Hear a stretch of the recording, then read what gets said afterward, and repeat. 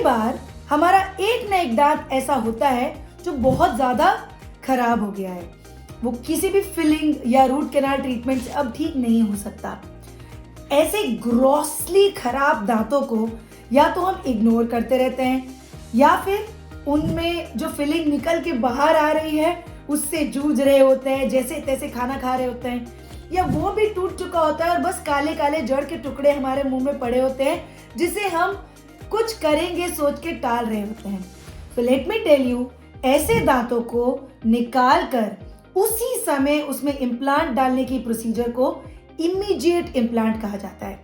Immediate implant का मतलब होता है कि जिस समय आपने सुन करके एक खराब दांत को निकाला है, उसी समय उसी सुन के असर के दौरान आप उस खराब दांत के हिस्से का एक्सरे लीजिए, हड्डी को नस तक कितनी लेंथ है उस लेंथ का नाप तोल करिए और उस लेंथ के हिसाब से ड्रिल करके एक इम्प्लांट उसी समय उसमें डाल दीजिए।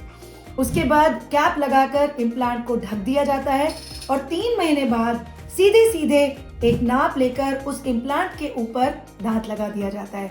तो जैसे नेचुरल टूथ में एक जड़ और एक क्राउन होती है, जो जड़ हड्डी में आपके दांत को रोक के रखती है, उसी तरह इम्प्लांट हड्डी में जाने वाला एक टाइटेनियम का स्क्रू है जो हड्डी में जाकर उसे पकड़ लेता है।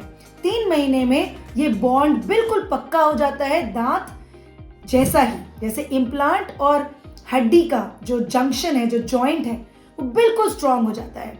और 3 महीने बाद जब ये पूरी स्ट्रेंथ आ जाती है, तब हम उस इम्प्लांट के ऊपर उसका सपोर्ट लेके एक कैप लगाते हैं। अक्सर पेशेंट्स पूछते हैं कि ये कितना चलेगा।